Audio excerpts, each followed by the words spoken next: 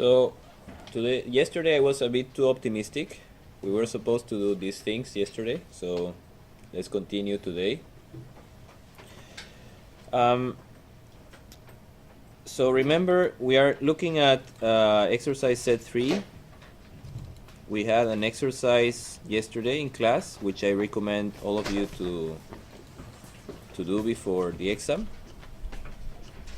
And we have reached so far as task 2, okay, in which we said there are many ways to solve that problem, but one way, which was maybe the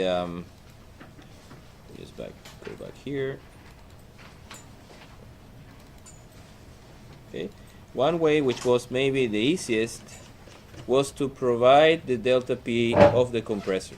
Okay, in our case we say we don't have any other constraint, so we can simply assume the compressor, once it reaches 50, is going to keep at 50, because 50 will give you as much as you can from the reservoir, from the system. Okay, so we said we are not sure about these rates. That's what we are going to iterate with, but we come I think we came to this alternative, okay, which was I come with that rate all the way to the wellhead, I stop there. I come with that rate all the way to the wellhead, stop there. With those two rates, I can calculate the pressure drop from separator to compressor, okay, and then I simply sum up this 50 bar. That's going to give me the pressure at the tow head. With that pressure and the rate, I went back, and I went back also here, and then simply I said I changed those rates until that delta P becomes 0. Okay. Another way I told you, we changed the equilibrium point, but then you have to have a new error function, okay, in which the pressure seen from here, and from here will all of them be the same. Okay. Then we had this exercise.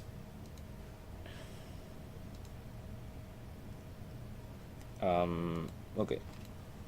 So let's see what happens now in task 3. So that's problem 1.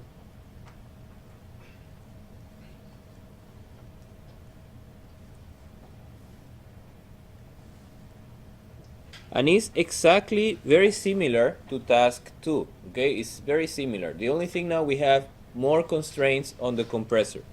And the constraints we have are, we have the operational map,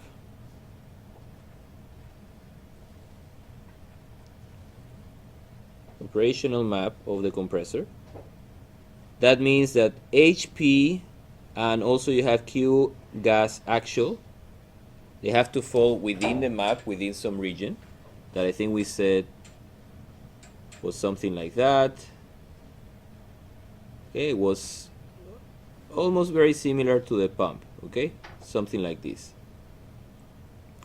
where these two lines, they is the rotational speed, now given in RPM, and these two lines are the surge line, and this is like the stall line, okay, maximum flow line. The other thing we had was we had maximum temperature at the discharge,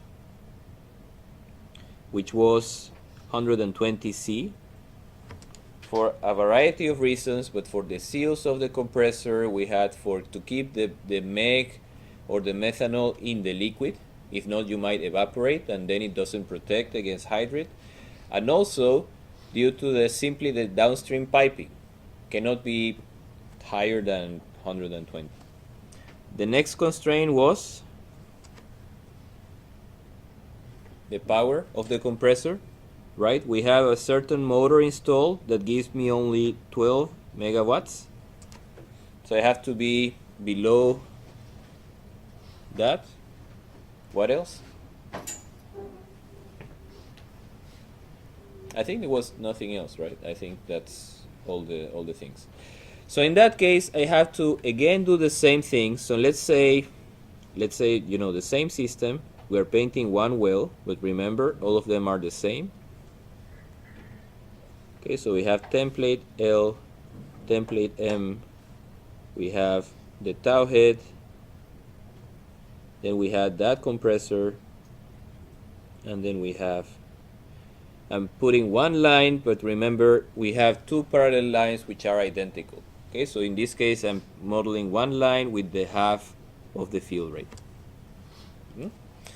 And we're going to use that procedure we said. We said first, assume Q of L and Q of M. Okay.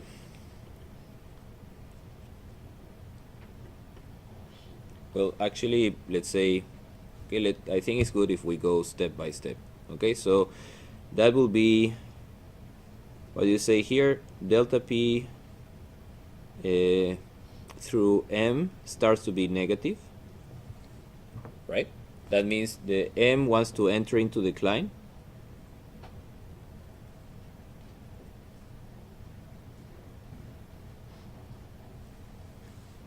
Okay.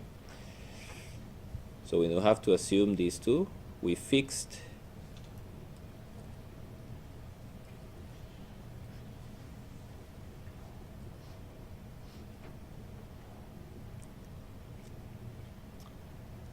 QL will be QL plateau and QM will be QM plateau.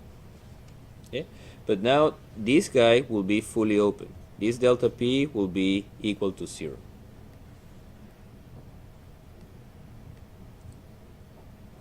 Okay? Therefore, the second step is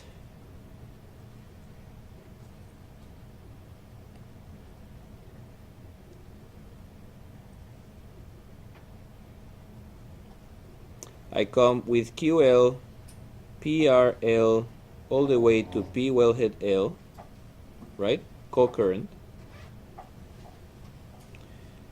And I go from PRM all the way to P tow head, right?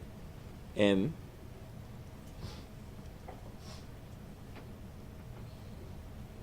Co-current.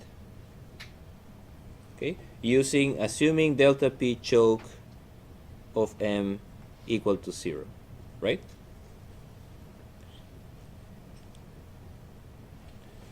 What is the next step?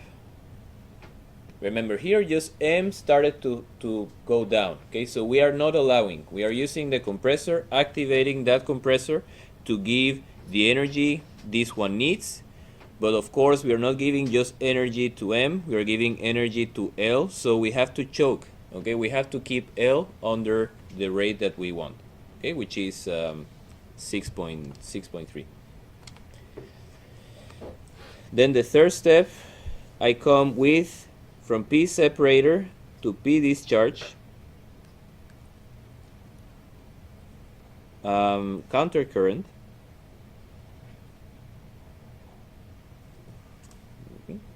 And what do I do next?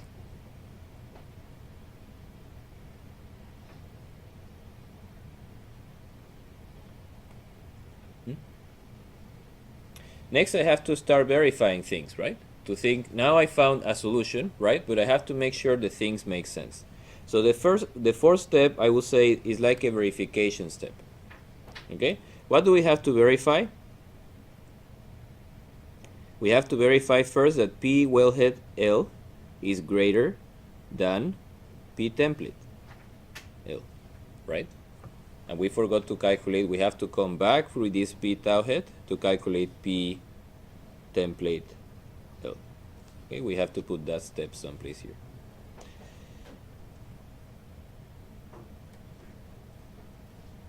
P tow head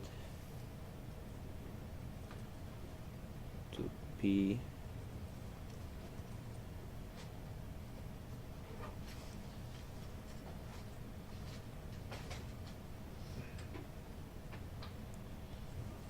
okay. So first we have to verify this condition, okay? Simply that the choke in L is positive. I'm dropping the pressure. What is the next step? The next step is that the P discharge has to be greater than P tow head, right? And after that is done, what else do we have to do?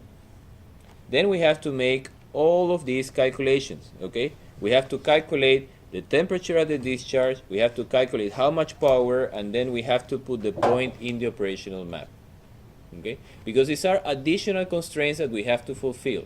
It's not only that physically the network makes sense, but now we have one particular equipment, which is this guy, which has a lot of, it's like a diva, okay? It has a lot of demands. So we have to meet the demands of that diva, okay?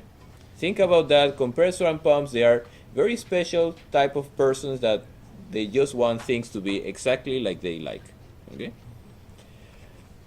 So then we calculate power of the compressor. We calculate, let's put here, calculate. Then we calculate, there was no problem there, okay? I think so. Then the next step was to calculate T discharge. Remember, T discharge is T suction times RP n minus 1 divided by n. And one mistake some of you made, the units. Be careful with the units. That equation comes from thermodynamics. We use absolute units for all things. So this should be, if you're working in metric Kelvin, you're working in field units, you use Rankine. Okay? But be careful, you cannot use anything else. That one was okay, I think, for this problem. And then comes the last one, which we calculate HP and Q actual, right? And then we had to convert, instead of having a map for every year, okay, a compression map for every year, we convert everything to test conditions, right? Using this ratio.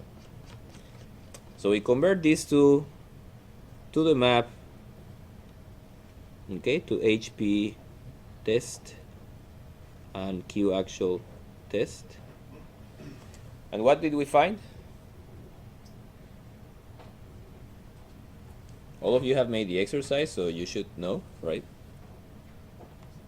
What did you find in that case?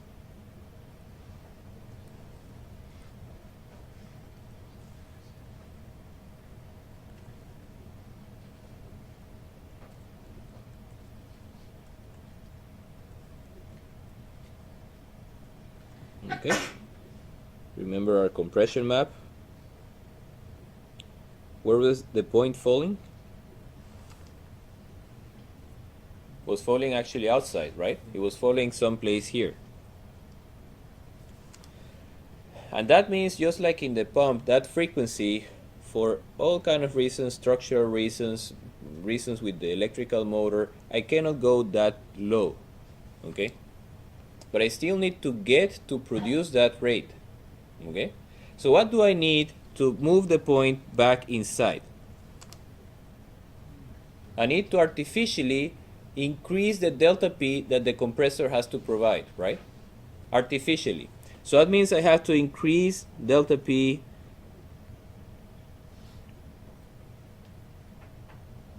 the delta P of the compressor.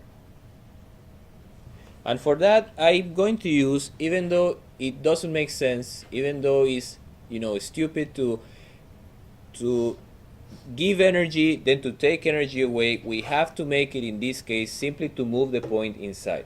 And that always will happen just the first year of compressor. That will always happen. I have to remove a little bit of energy such that the point falls back inside the map. Okay? And how do I do that? If you remember our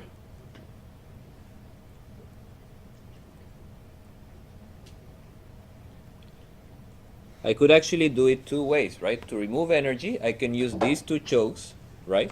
This one won't be zero anymore, okay? You still have the same rate, okay? Here, and that's something is a bit difficult to understand. Here I still have QM plateau, and here I have QL plateau. But if this pressure, I managed to reduce it even lower, then this delta P, that was positive, right? But this one, which was zero, now it will also be positive. Why? Because if that pressure lowers and this is fully open, I can produce in principle more. but I don't want it to produce more. I still want to produce 10. Okay? So I could use the 2 chokes, but to make the life easy, simply you put a choke before the compressor.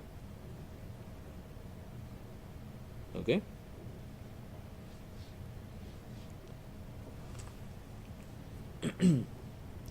So what is the procedure here? Exactly the same that we have done before. Okay? We come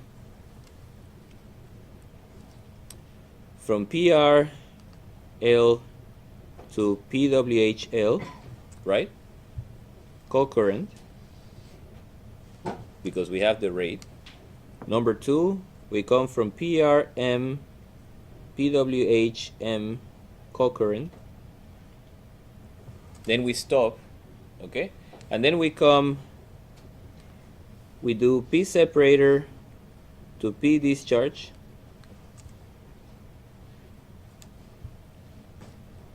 Okay, counter current.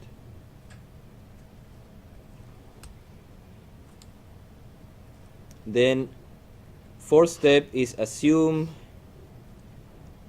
Maybe you can use the same number you had here before. Okay, assume delta P of the compressor. And then calculate P suction of the compressor. And then I assume a delta P of the choke. And then you compute the P at the tow head. These two are assumed, okay? And I'm going to assume the same, this value very similar to the same as before. Okay? And after I have these two, then I have to come here, 5.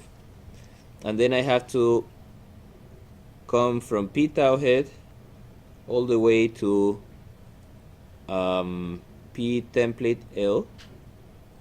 This is counter current. And then P tow head all the way to P template M, also counter current. And then the 6th step I verify everything. Okay? The delta P in the choke M should be positive. Delta P choke L should be positive. Okay? Then delta P across the compressor is already positive. We are making sure of it. When we calculate the compressor power and we calculate T discharge will be the same as before. But then we have the HP test and the Q actual test. Okay? We see if now it falls inside the map. First, here you have assumed this delta P of the choke. You might assume 5. Okay? You see if it falls inside the map. No? Then I move it a bit further, 10, until it falls exactly on the map. Okay? And that's something you have to do by trial and error. Only I think 1 or 2 groups they put these lines on a curve. They fit it to a polynomial. They had a function, has a function of Q, and then they could use simply the solver to bring the point inside. Okay?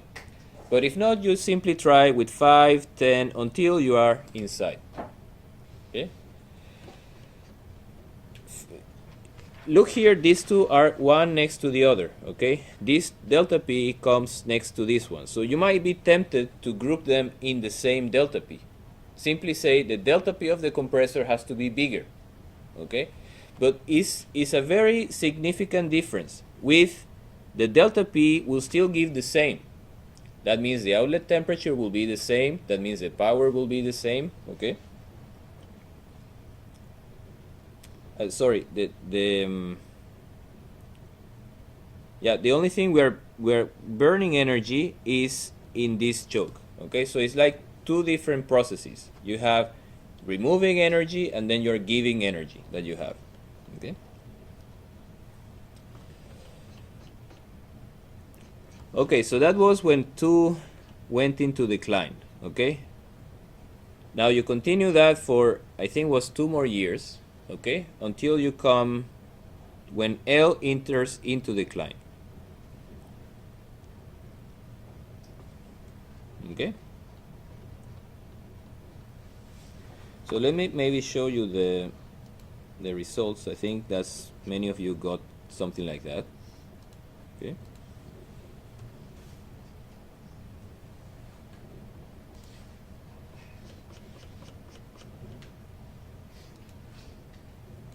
Okay. And what was the main constraints we had? So let's put here what happens. So first, delta P of choke and L became negative. Okay. And then the other thing that happened was that both templates entered in decline.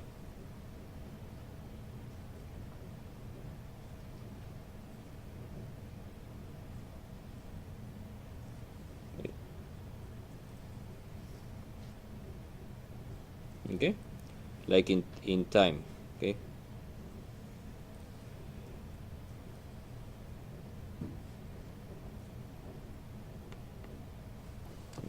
Of course, you want to prolong plateau for as long as you can. So if you first try to fix the rate, okay, then you make that calculation and verify if the point fulfills all the conditions.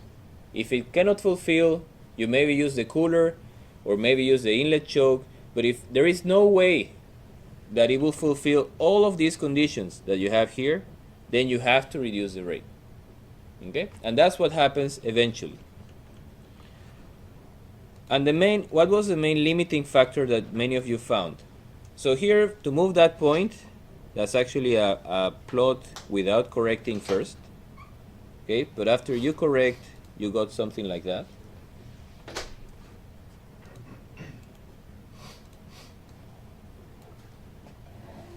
Okay, that's how you move this point. You try to move, you don't want to take more energy than necessary. So you take just enough energy to move that point on that line. Okay? And then after that, you found that it was actually coming up in the map, but at some point you found another problem. What was the limit there? The power in the compressor, right? That was one of the problems. The compressor was just reached the maximum. So I think it happens someplace here. So for our exercise,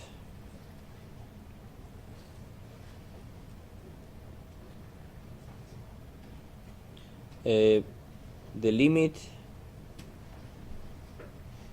in compression power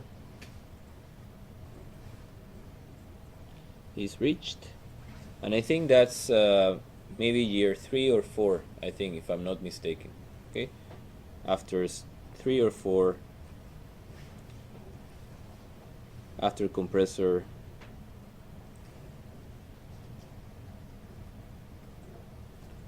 startup. And the next problem you had, you were reducing rate, okay, to keep the power under control.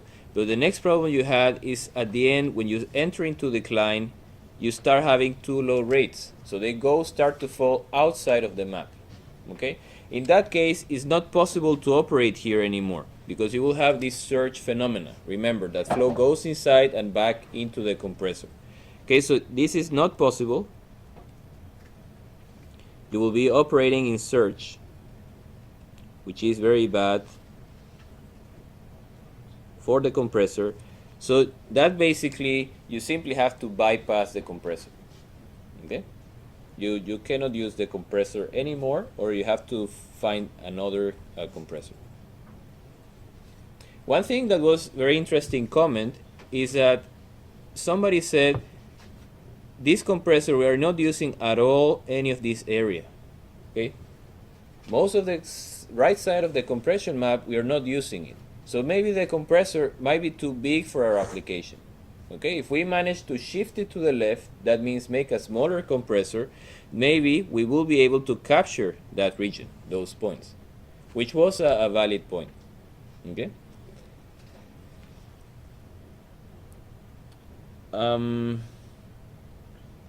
Okay, so I think I had, let's see here.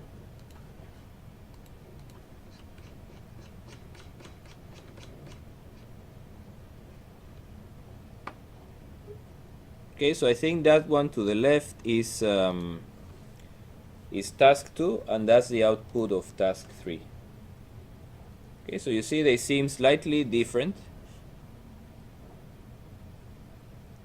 Okay, and of course in this group I think they just stopped after the compressor falls out of the map.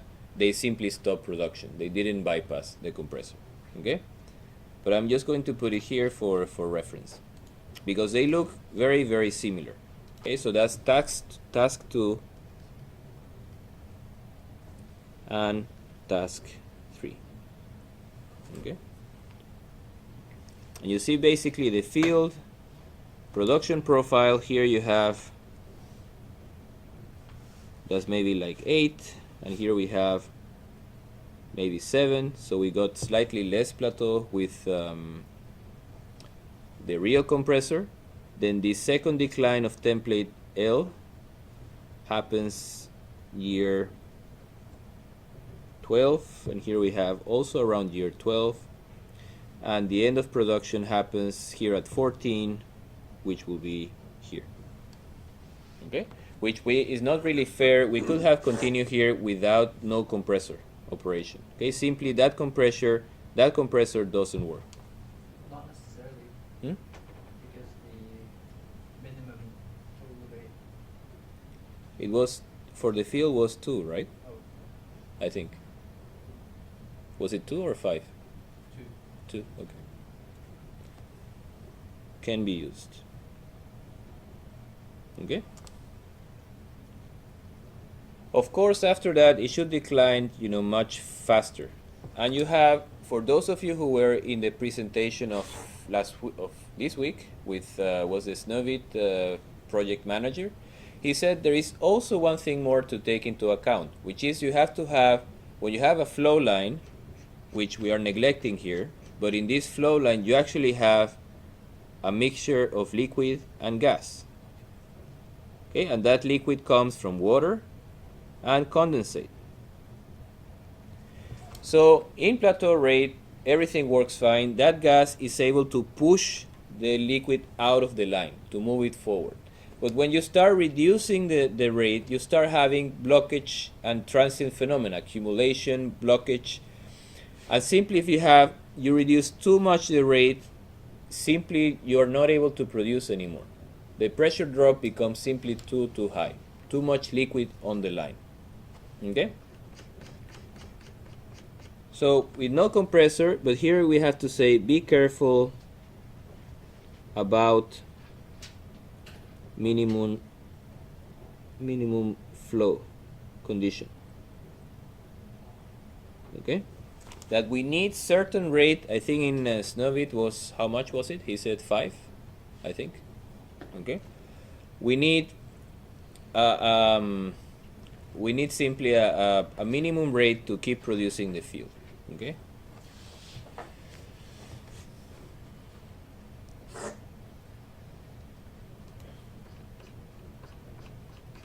Okay.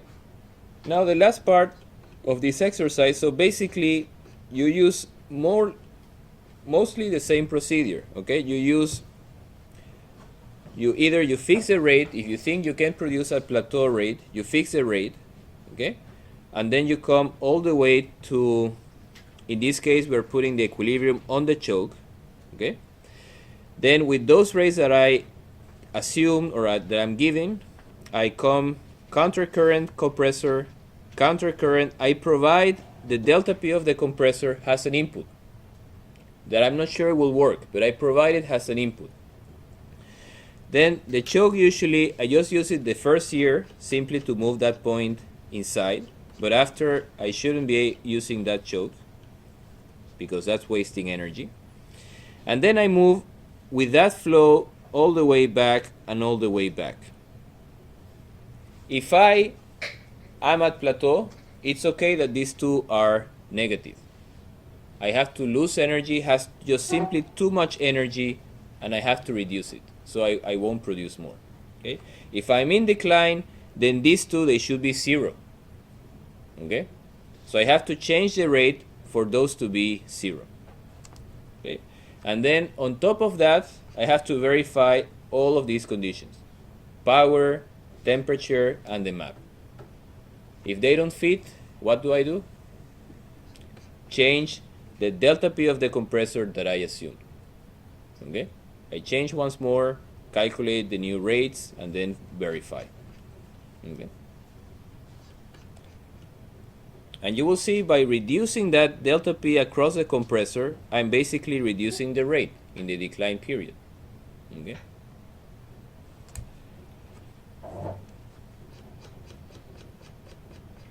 Okay. Now the last part was the effect of the cooler. Okay. And if I remove the cooler, what happens?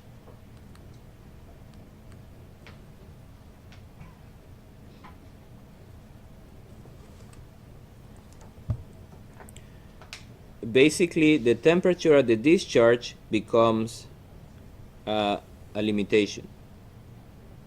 Okay? Basically, the temperature becomes too high, 120, and then I have to reduce the rate. Okay? The Q of the field must be reduced.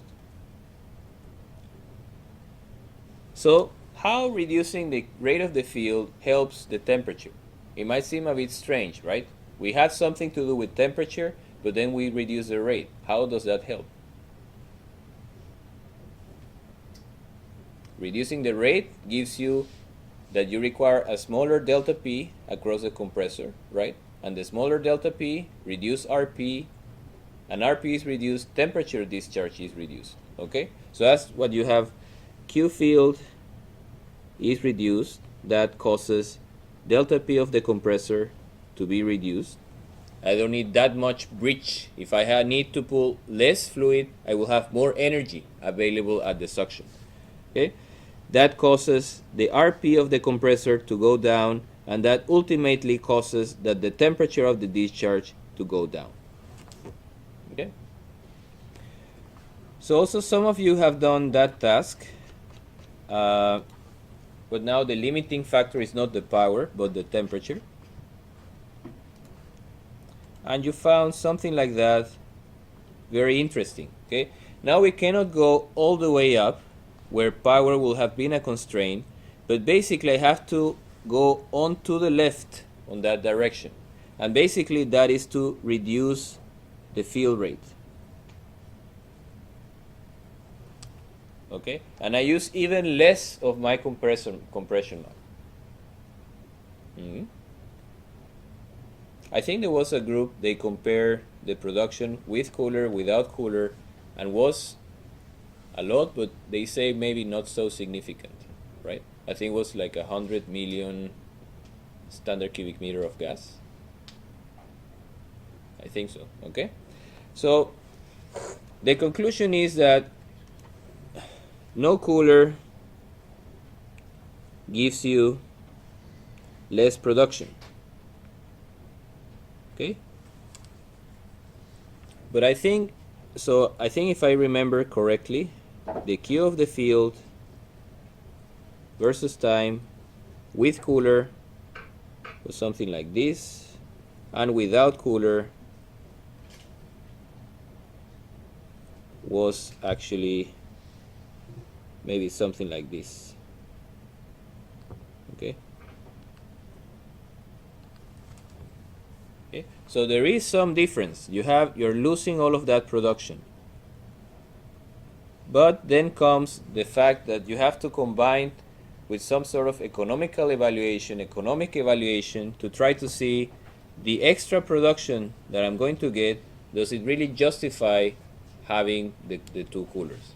Okay? And I think some of you had some rough estimates, and you said if the cooler was less than, I think it was 80 million, something like that, then it will be worth installing it. Okay?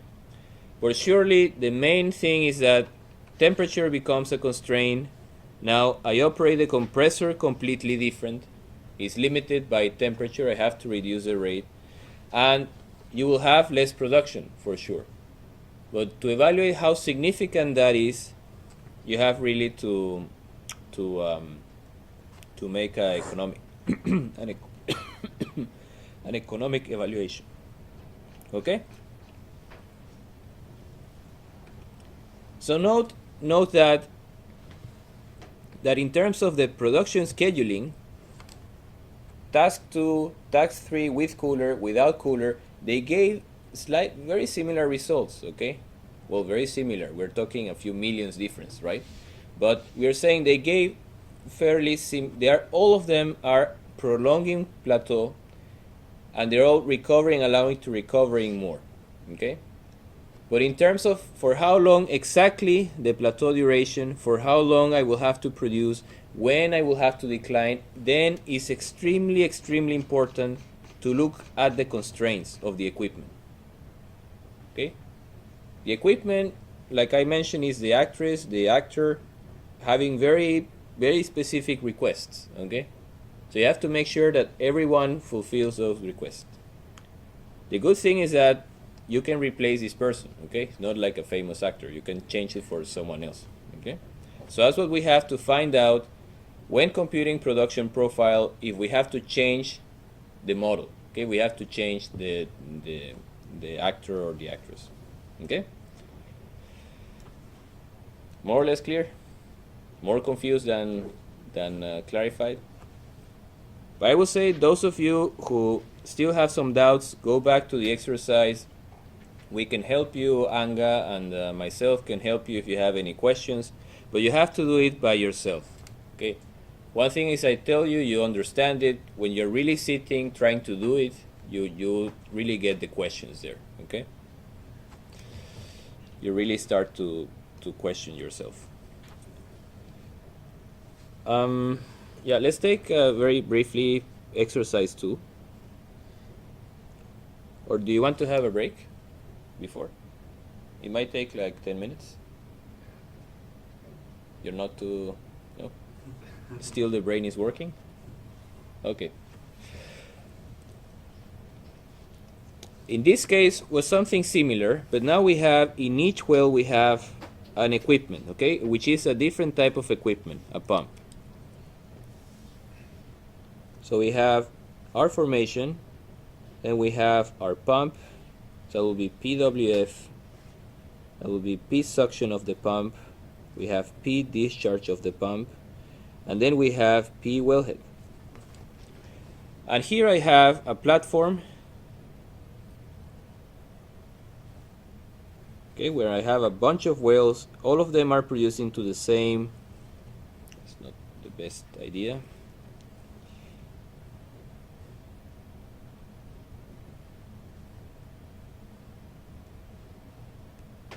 Okay. So all of them is like they behave independently. Okay, I can treat each well as if it was its own unit. Okay, which is nice. We don't have to solve any network. But here the main problem was we got a pump, okay, that we know has certain power. It was, I think, around 900 horsepower or 950. Not maximum power, like in that case 12 megawatts, we have 950 horsepower. We had a particular map of the pump.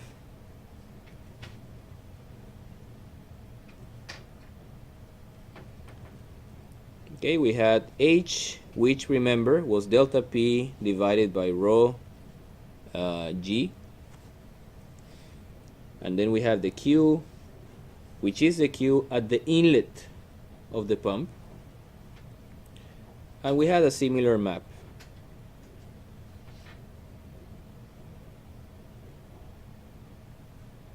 Okay, with 60, I think this was 30, and this was, yeah, Q maximum, minimum line. For different reasons, okay? We are going too far outside of the best angle of attack. We are having too much losses, and then the efficiency drops very much.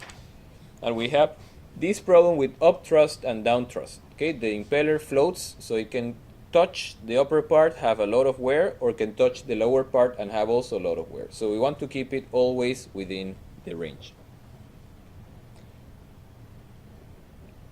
Always understand what is the reason for the constraint. Okay, might be something you cannot change, but also sometimes can be something you can change. Just don't accept it and go running and make the calculation. Okay, you have to ask why. Okay, why do I have that limit? Another limitation we had was that the P at the suction has to be greater or equal than the bubble point pressure. I think we use a safety factor, did we? Or not? Yeah, maybe not. So that basically is because all the fluid is produced through the annulus, through the tubing. So I cannot have any gas through the pump. Therefore, all the liquid coming into the pump has to be single phase liquid. Okay, some other configurations, if you remember, you have your ESP. Okay, you might have your casing, and then you make a hole here.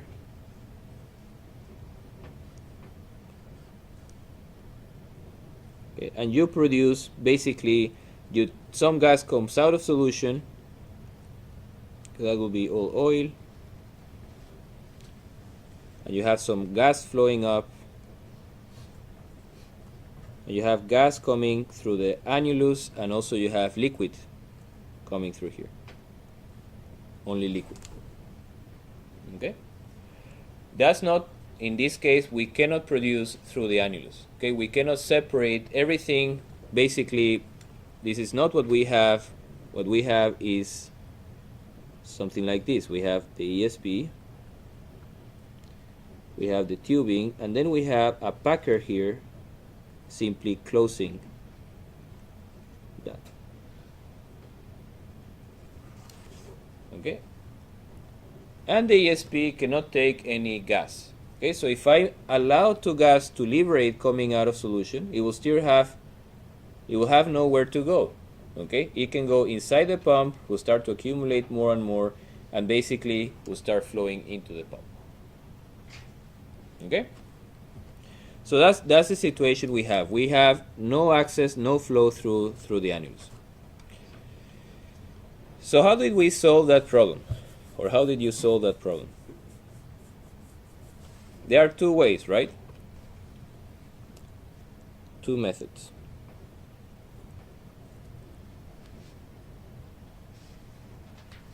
Okay, the first method was, I have the maps. Okay, maps are provided.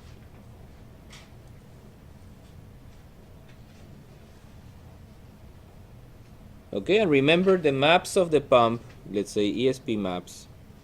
Okay, they depend on what? They depend basically on density, and they depend also on viscosity, right? On these two things.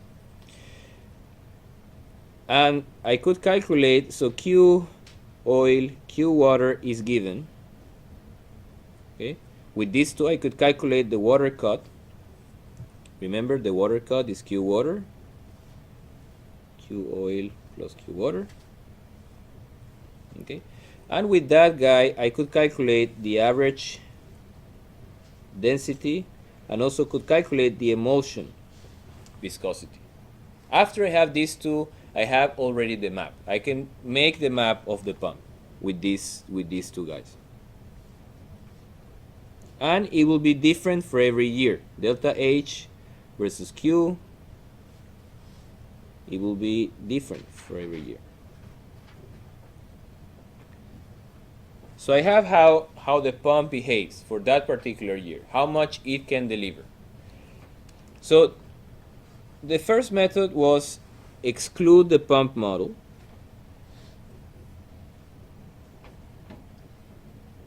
Okay, let me put this one here. Okay, and basically I go co-current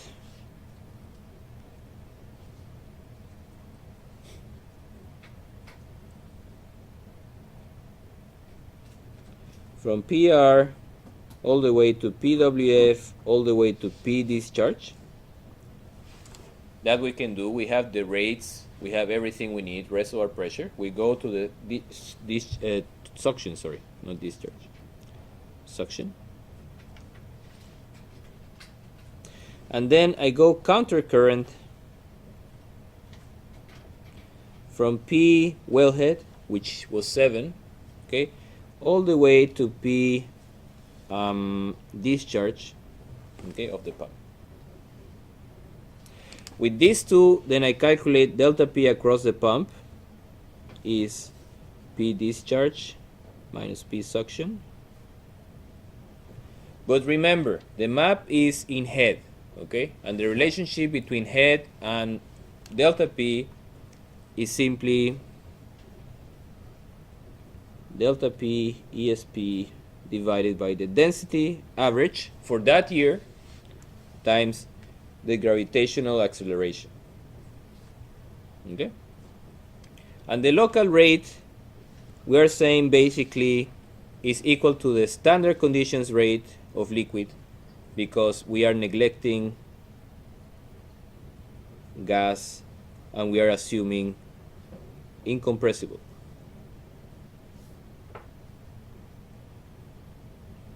Okay? Right? If not, we'll have to say Q actual will be BO at P suction and T suction times QO as standard conditions plus BU water P suction T suction times Q water as standard conditions. Okay, if not, that's the most common case. The most common case, we have gas and we cannot assume that it's exactly incompressible. So we'll have to calculate. If not, we calculate with that equation. Okay, converting local rate of oil and local rate of water. Okay, then simply I plot the point. Okay, in my chart. Okay, and if it falls inside, perfect, I can operate with that point. But wait, okay, perfect, I so far I can operate.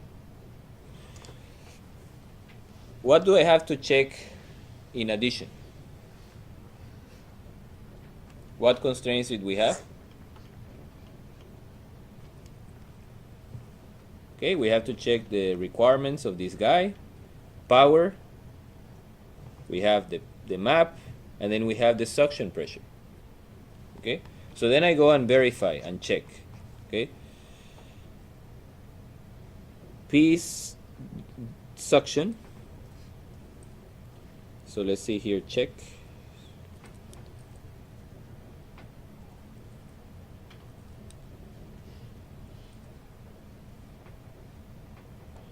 Check P suction has to be greater or equal than PB, bubble point pressure.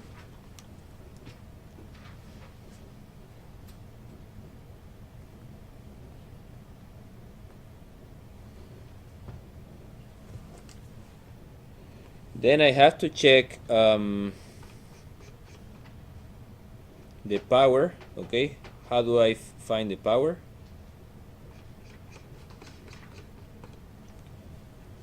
The power, you remember, was, if we are talking pure SI units, is delta P across the pump times the Q actual at the suction of the pump divided by the mechanical efficiency.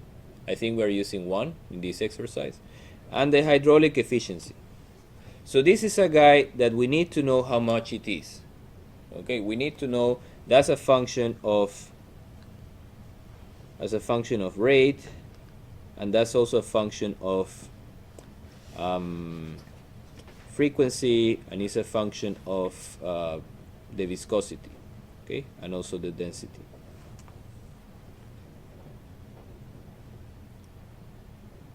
Okay, so usually you can also have a plot of efficiency, okay, with something like that. Okay, and that will be efficiency versus Q actual. But in this case, instead of giving you the plot, I gave you an equation to calculate that efficiency. Okay. The only thing, remember, you need to know the frequency for that equation. Okay. So first you have to estimate graphically, and you're going to estimate from this chart. Okay. This one is 60. You have a few lines for 45 and 30, so you can just estimate roughly what it is. And then after you had that, you use the equation efficiency, how is it called? Pump. Use the BBA function, pump efficiency viscous. Okay, that depends on a lot of things. Remember, we are drawing these lines with some polynomials, so we have to put all the coefficients inside that.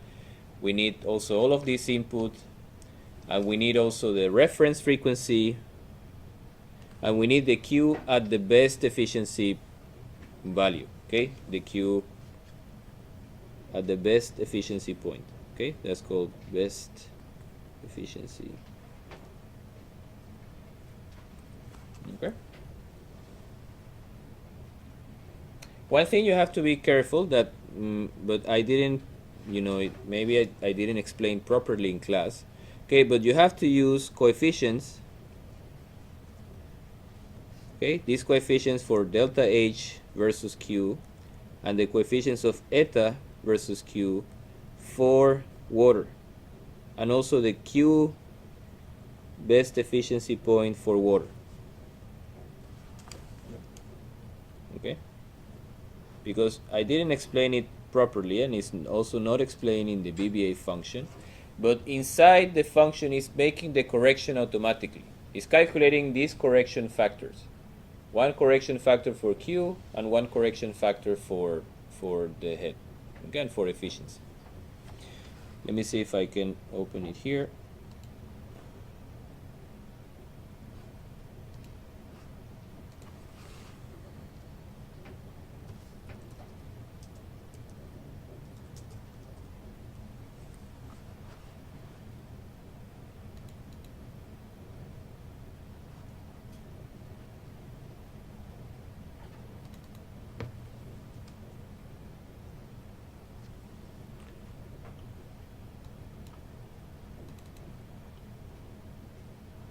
Okay, head, and also the same thing applies for the other equations. Okay, but the efficiency is not here, so it might be an old version.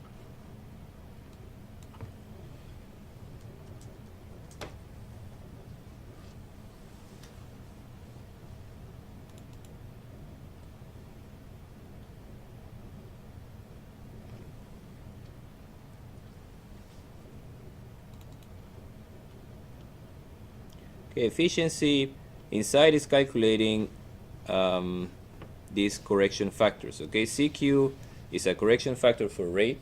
C efficiency, the correction factor for the efficiency, and I think that for the H,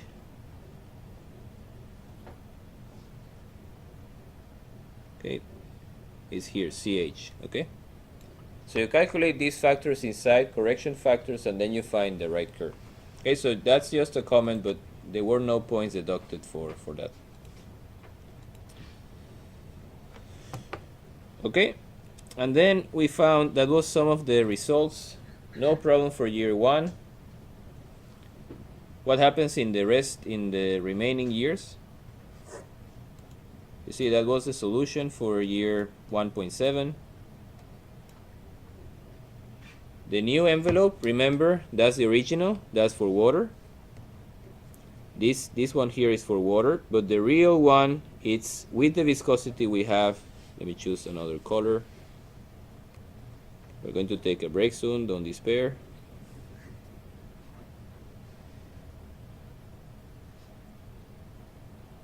Okay, it's this region here. So that point fits, no need to make any correction. That point fits perfectly, that line.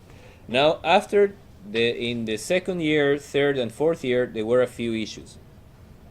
Who remembers what the issues were?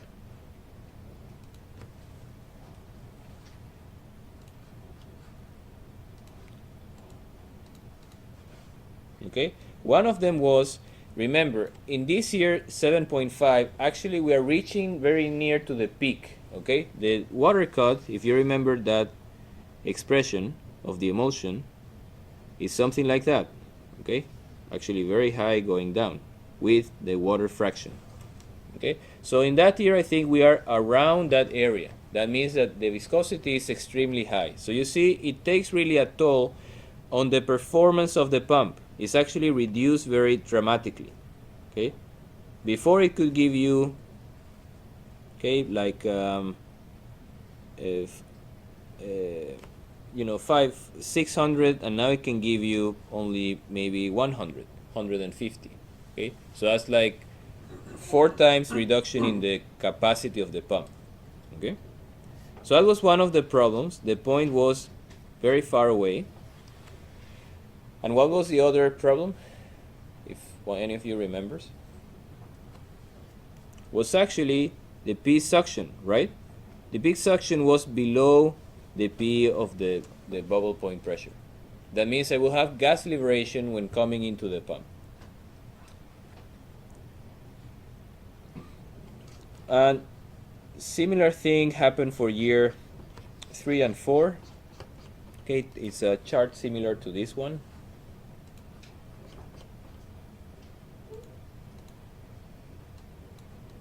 Okay, where again you go back to water. Remember, late in the life of the field, we are producing mainly with a high water cut. So we are now on this part of the curve, okay, where we have very similar to the water viscosity. Okay, well, we still have the issue that the point was, the rate was extremely high, and we had to bring it back in. Okay. So what were your final comments on the pump? Works for year 1 for 1.7.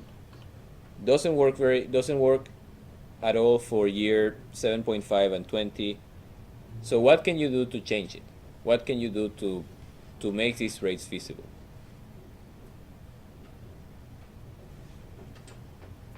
You need a break. I also need a break. Okay, but basically you have first to move the point inside, so you could use a bigger pump, okay, in principle, but there is one key limitation that impedes that to work, okay, which is this guy here. So it doesn't matter if any company comes and tells you have a better pump, a more powerful pump, a bigger pump, you know, this is the best pump we have designed, still you have a fundamental deficiency, which is you don't have enough suction pressure. So that any pump can fix it. No pump can fix it. Simply because, without considering the pump at all, okay, simply by moving from here to here, you don't have enough pressure.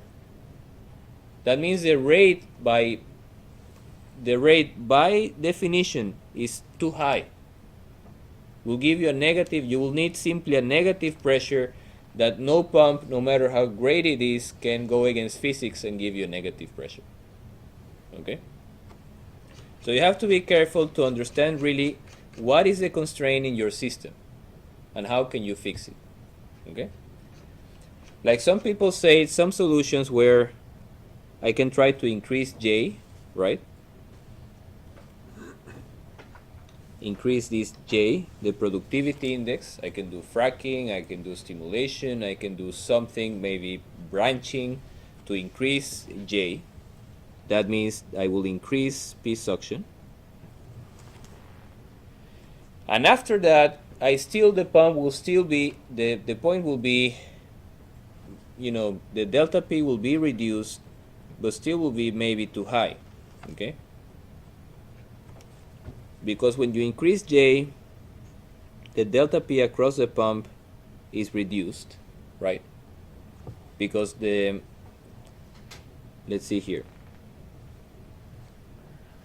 We're moving from PWH to P discharge, and we are moving from PR to P suction. If we improve J, right, we increase J, we are able to have a higher pressure here. And that pressure was the same as before, okay?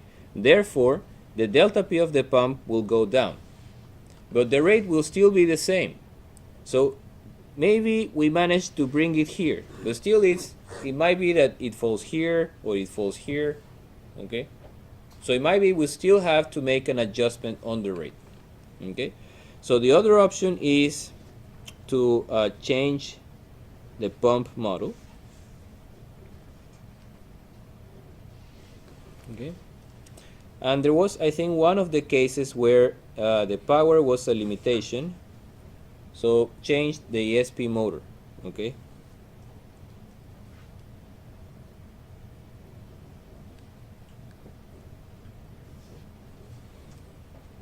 Okay, to use a bigger. And these are things that we can do. If I have to change ESP every 2 years, I have to pull up the tubing, change the pump. That's something I can make. But this guy is really critical, and that's what I have to take care of first. No matter what changes do I make here, they will never reduce that. They will never fix that pressure. Okay. I can also maybe put the pump closer. The reason for the reduction, okay, that pressure was still positive, but still had to flow up. So you have a pressure drop here. So I could simply put if I have enough space, I can move simply the pump lower. So it will be closer to the formation, okay, though I don't lose too much pressure. Okay, do we take a break? Yeah, okay.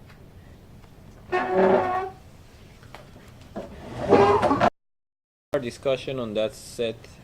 There is another method that many of you used. I think actually we're more that use this method than the previous. That is simply to use the pump equation, okay? An equation called P discharge pump viscous. And here again the same problem that you have to use the coefficients. So this A5 to A1 and also the Q. This should be for water. Okay. The function inside makes a correction, calculates the CQ and this CH. Okay, but not a big problem. In this case,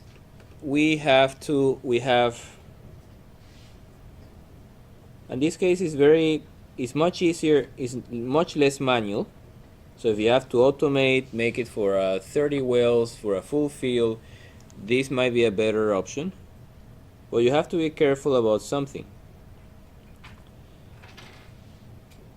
So in this case, what we have done, or what you have done, went from here to here with tubing, then you came from here to here with that pump equation, okay, with the P discharge ESP, and then you went all the way to PWH. And of course you found, because here you're using F has a guess. Okay, we are not sure what will be the F. Okay, and then you find out a PWH which was different than 7, but then the loop was to change F until PWH is exactly equal to 7. Okay, so that's a completely different approach. You're not using the map, you're not seeing what's happening, but you have everything included in the function. Okay, so you have to be careful. That might be that you need, for example, some frequency. In that case, that will be simply too high. So the solver, if the solver doesn't find a solution, remember, might be two things. Okay, the function is too complicated to find a solution, so you should try with different starting point. Okay, might be a function with logic, might be that is undefined in some range. Okay, so it might be something to do with the numerics of the solver, but it might also be because simply there is no solution, no feasible solution. So that's one challenge you have when you work only with models. which ultimately you have to go to that path, okay? But be careful when doing that. If the solver fails, you have to verify. There are always two things: either the solver, the numerics, had an issue, didn't find a solution, okay, due to numerical reasons, and then it's good that you check the method that you're using to find a solution, that you check the step that you're using, that you check the tolerance, that you check the number of iterations. You have to make your homework properly, okay? So you have to check the starting seed, you have to check the number of iterations, you have to check the tolerance, okay? Or it might be simply because there is no feasible solution. When you go graphically, you can see very clearly it's not feasible. No matter what frequency I use, simply the point won't come inside. Okay? But when you do it like that, you have to be careful. So non-feasible, there are no feasible solutions. Okay? So just be careful. And undoubtedly you have to go to that method for large systems, for many number of wells. You cannot do manually. Okay? But be careful. Okay? In this case, you can still calculate delta H as you don't need to use the equation provided. Okay, simply you can use this equation. Okay, and I think some of you maybe close it already. Yeah. Okay, and you can also use the Q mean and Q max as a BBA function. Okay, such that you don't have to see if it falls inside the map manually. Okay.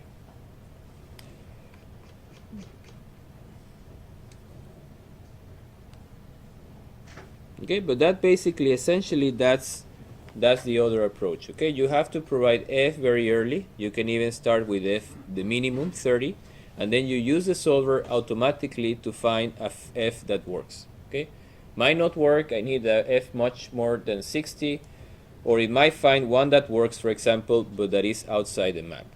Okay, there you have to still make visual inspection, or unless you manage to calculate at that particular F the Q maximum and the Q minimum. Okay, these two numbers. That I think I also provided a function for that, I think. Okay.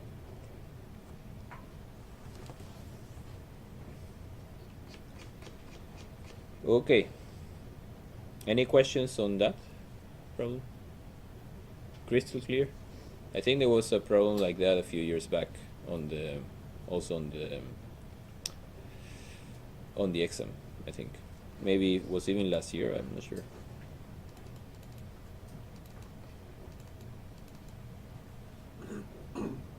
Yeah, maybe the reseating, I think. So I would say you have to feel comfortable with this reseating. I think that's not here.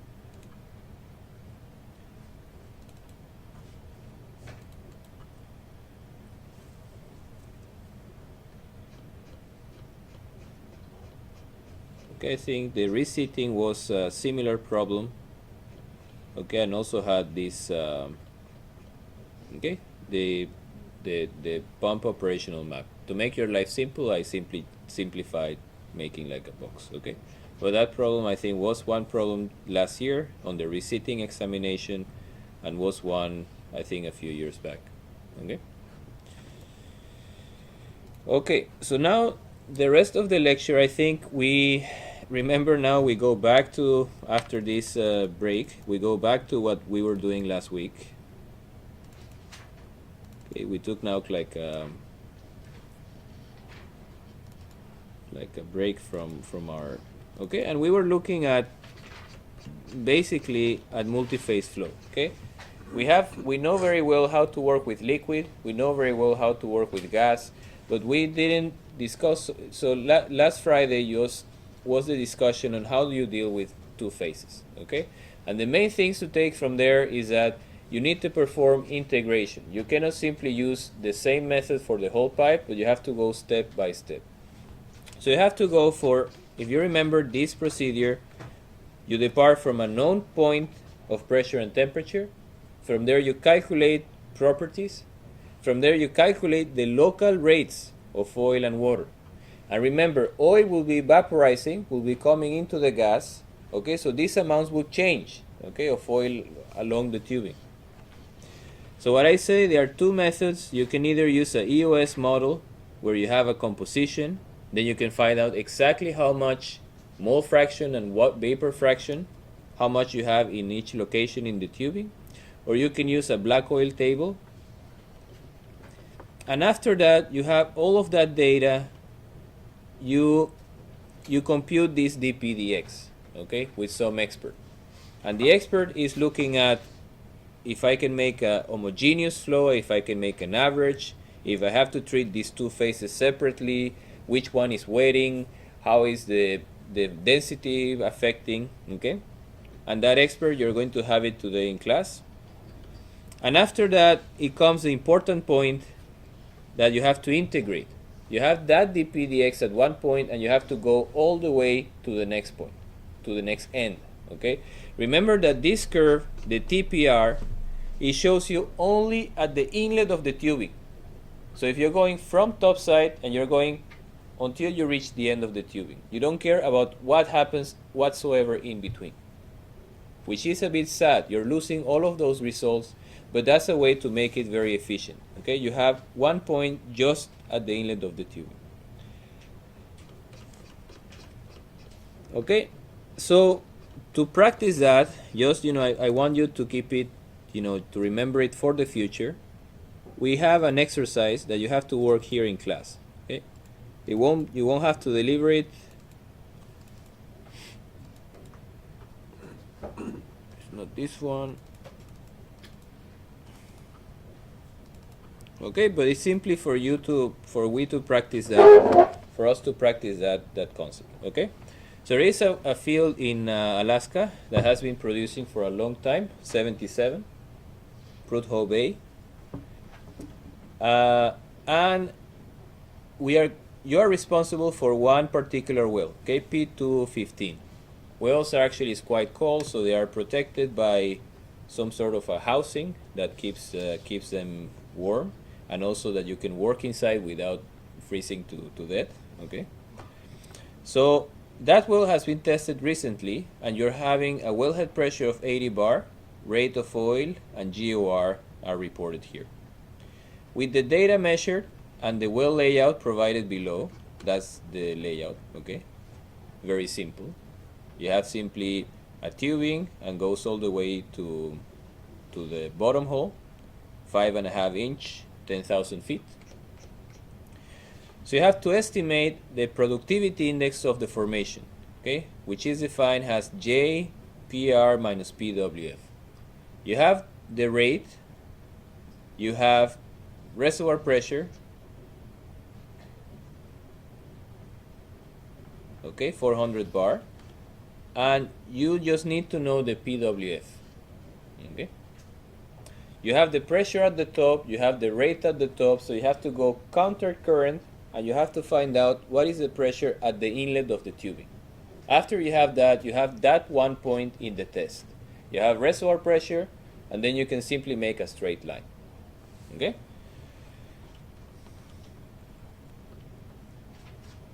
Okay, use the procedure shown in class to calculate the bottom hole pressure departing from the wellhead. Okay, use 5 intervals, so that means these 10,000 feet, you have to make intervals of 2,000 feet, and use simply Euler's method for the computation.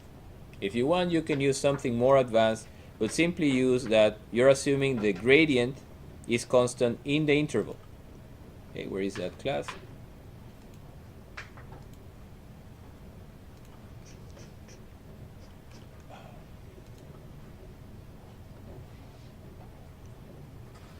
Here, okay. We're going to assume that the gradient we find at the wellhead will be valid for the whole 2,000 feet interval.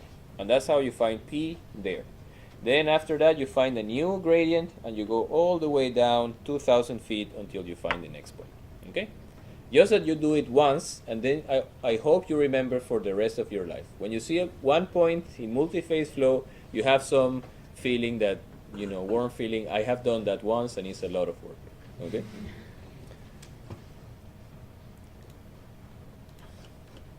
Okay, so we have, you know how to do it. So HYSYS is to calculate properties. So you have here the composition. You already know how to use HYSYS, so you can extract from there everything you need. And the expert, it's on my website actually.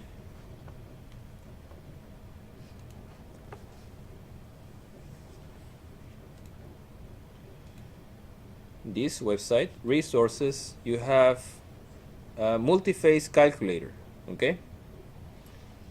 And actually when you download it, you're going to need a password that I'm going to give it to you now for you to work on, okay? But that will be your expert that gives you, if you give all the properties, and if you give usually, there are two variables that you have to provide, okay? So I will give you the password to use it, but let's say here class exercise. For the dpdx calculator, okay, we're going to say that's the multi-phase expert. Okay. You need what is called the superficial velocity of liquid and the superficial velocity of gas, okay? Liquid superficial velocity and gas superficial velocity.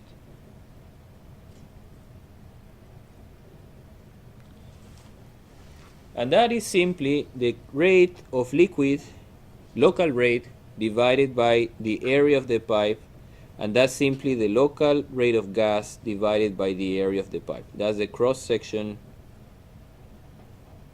pipe area. Okay?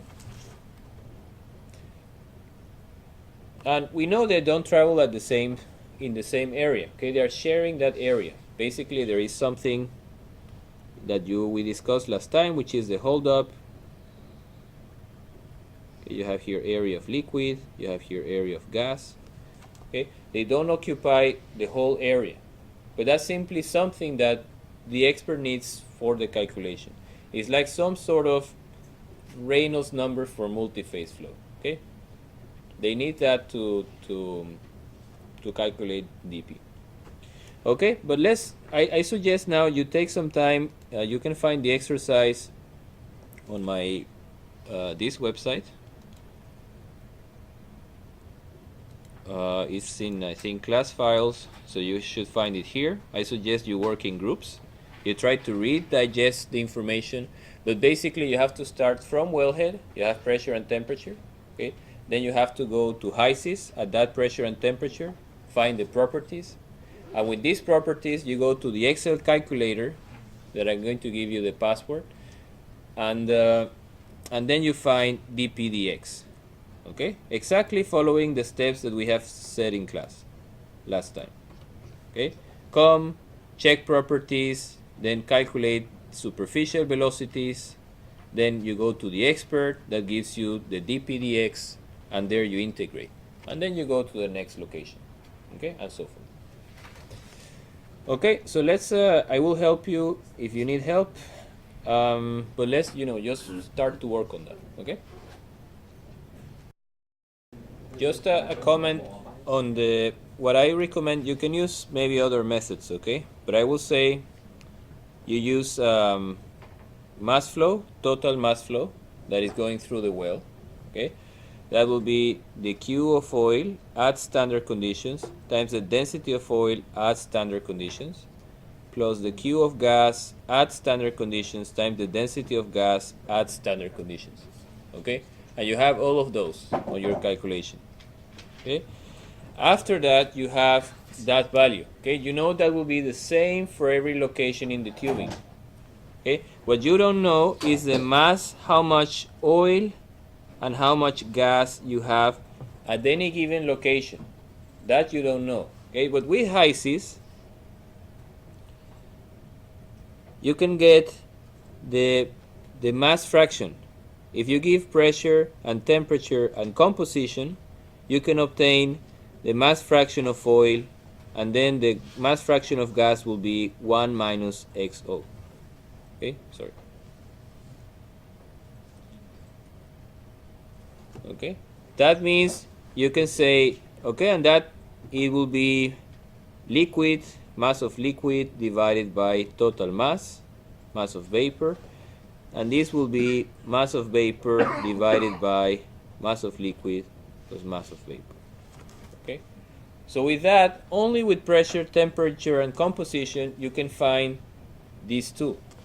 And then you can find out mass of oil will be X oil times total mass to see how much you have in the oil phase, and mass of gas will be X gas times total mass. Okay, and that's how you find how much in mass flow you have oil and water in the pipe. And with that and the density, you can find the local rate. Okay.